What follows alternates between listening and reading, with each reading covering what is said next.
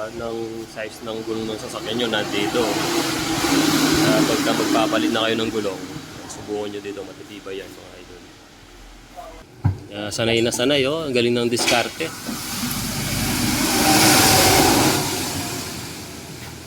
Paskan mo na par. Paskan mo. Connect to kanini pa.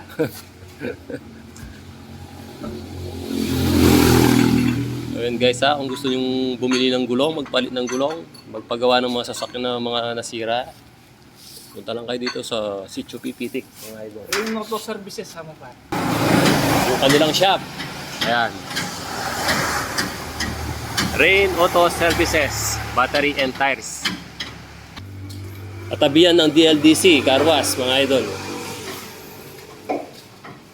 Shoutout kay Denden. Ayan, may yung katabi nito, Carwas. Kung gusto niyo magpa-carwas pagkatapos ng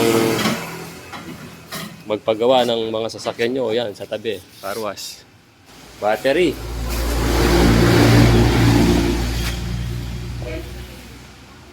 Heavy duty yung mga yan, mga idol, no? Mga langis, ayan, no?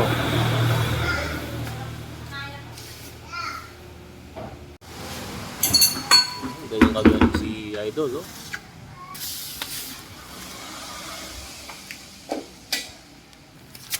Ilang taon ka nagtrabaho sa Mekeni par? Halos 15 years. So, 15 years. So, nagme-mekaniko siya doon sa pagawaan ng hotdog. Hindi lang kami nagpang-abot. Ako, nagluluto ako ng mga hotdog doon dati.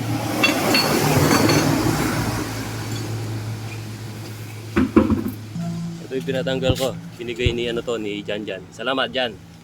Ano, galing sa Aerox to eh, sakto. Pag nagpalit ako ng side wheel, yan. Ibabalik natin yan. Yung pamahal kaya ka rin eh. Ha? Masayang kalagang kanya yan?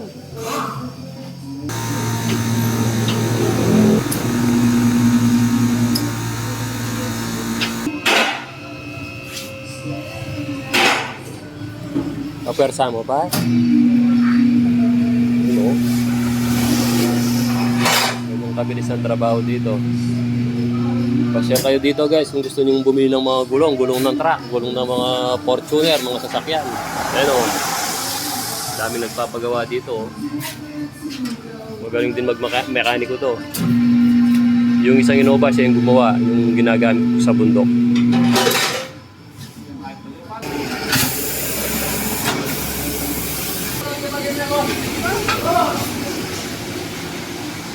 Hindi pa ako. Oh. Sayang. Ayan, kung gusto nyo bumili ng gulong dito sa Miladila, Santa Rita, sa Barrio Pipitek. Ito, ang dami nilang ginagawa dito. Ayan yung shop nila. Rain Auto Services. Battery and tires. Lowest price guarantee. Mura lang mga idol. Pasyal kayo dito. Katabihan ng DLDC Carwas. Ayan, kung gusto nyo na rin magpa-carwas kay Denden, DLDC Carwas. Yung exact location niya, ano to, Sitio Pipitik. Ito, papuntang Porac na yun eh. Tapos dito sa kabila, Guagua. Zone 7, Dila-Dila, Santa Rita, mga idol.